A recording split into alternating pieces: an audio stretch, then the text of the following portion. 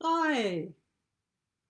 So today's training is the third and the last in the series about got to click something away here.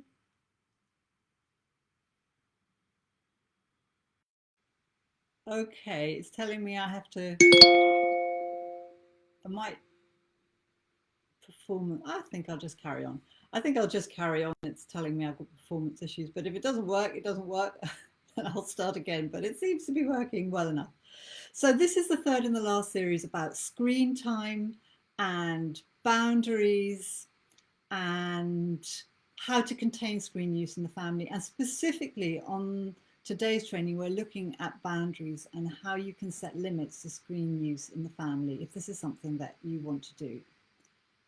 And if we haven't met before, I'm Una, and my purpose is to help you develop a deep soul bond with your child so that they can develop a deep resilience to meet the challenges of life, so that their behavior improves naturally, and so that you can find your role as a parent easier and enjoy family life.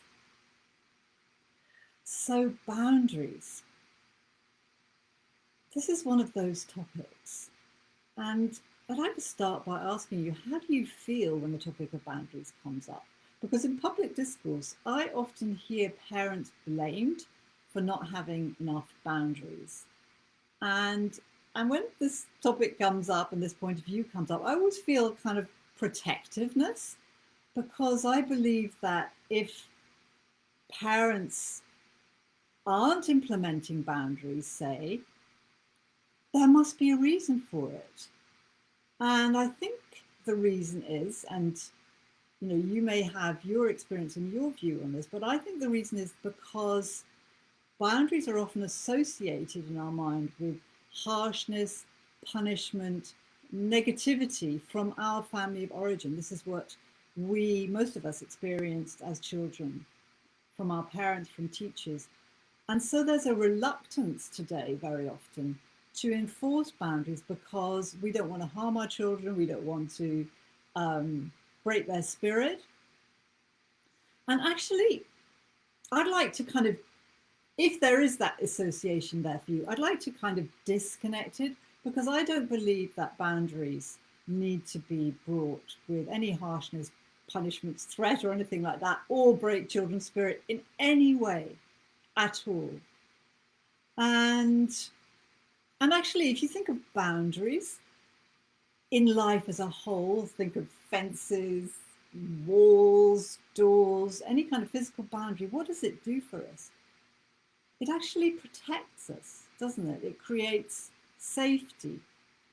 And I see it very similarly to this in the family, that the boundaries that we set with our children actually create a sense of safety, a sense of family as being a place where you can relax and just be.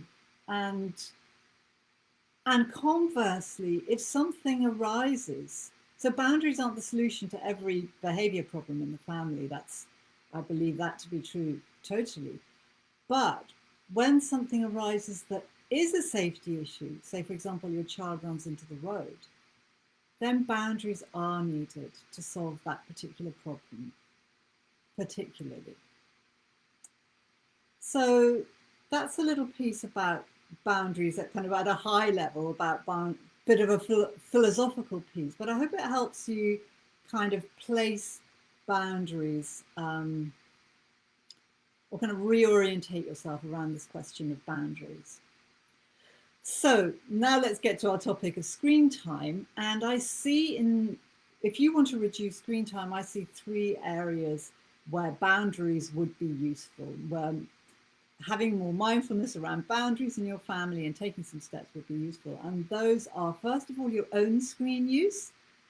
And the reason for this is that children, as you will have heard from me before, if you're used to listening to me, children take their cue from us. So you're teaching them by your screen use, by how you pick up your phone and so on, how to live a life, how to relate to screens. So they will follow you. So it makes sense to review your own screen use. Secondly, yeah, also because, yeah, so that's one reason why your own screen use is important. But the other reason is because if you're not available because you're on a screen and you've got distracted into your phone, as happens to all of us, me included, then you're not available for connection, and it's almost as if, you know, your attention gets sucked into the device, and then for your child it's going to be they're going to feel that need to have that kind of connection that a screen offers. And thirdly, we're all wise to do this regularly, to review our screen use, because it's changing all the time. And if you want to explore this further, Cal Newport is a great author who goes into some depth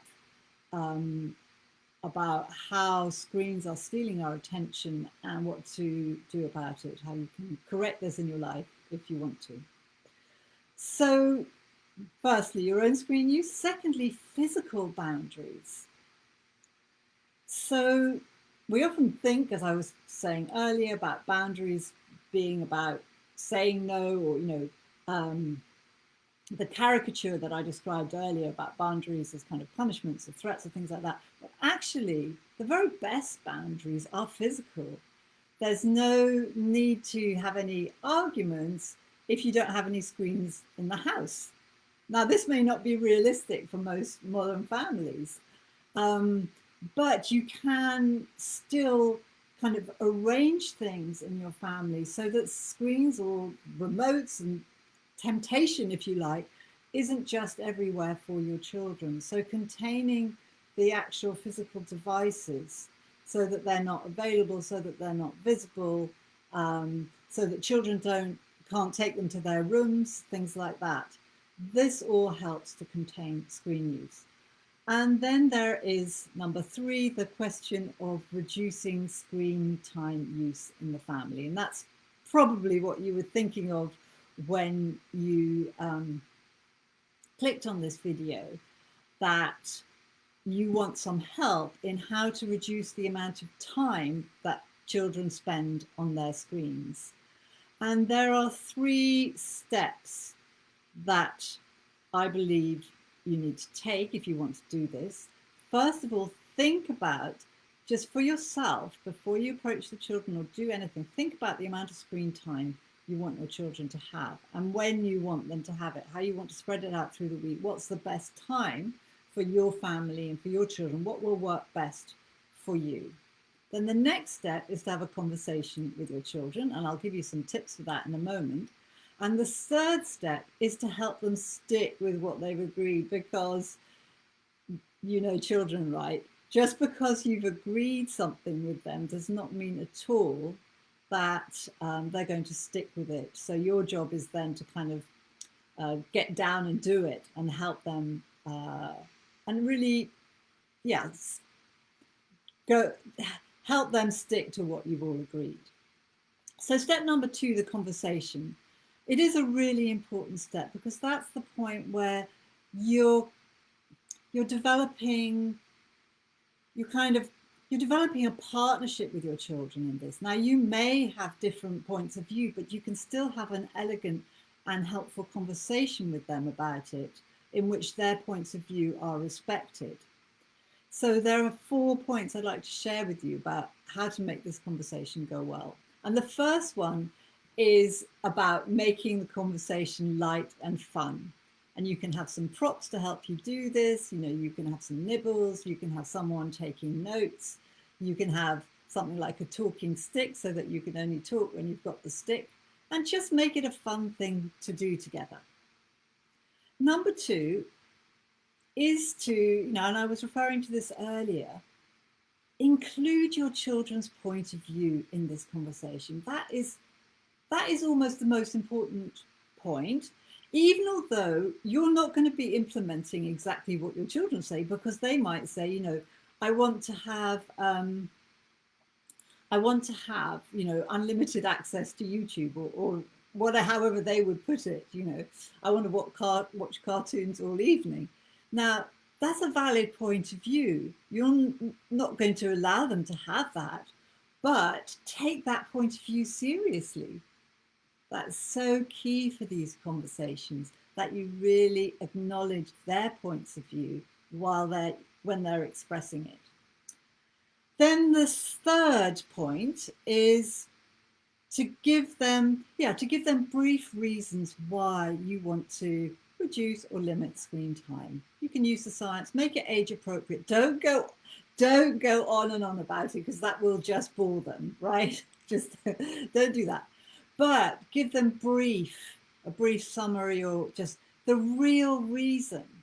Be honest with them. And you may want to do a bit of research online as well, so that you've got some science there to back you up. And then number 4, work out a plan together. And then obviously, as I said earlier, that's not going to be enough that you've just made the plan. Obviously, then it's up to you to implement it and help the children to stick to it. But work out a plan together, so you've got some structure to refer to. And I realized there was something I meant to say earlier, actually, which I'll just slip in now, because I think it's important. Because I said that boundaries are for safety issues, particularly.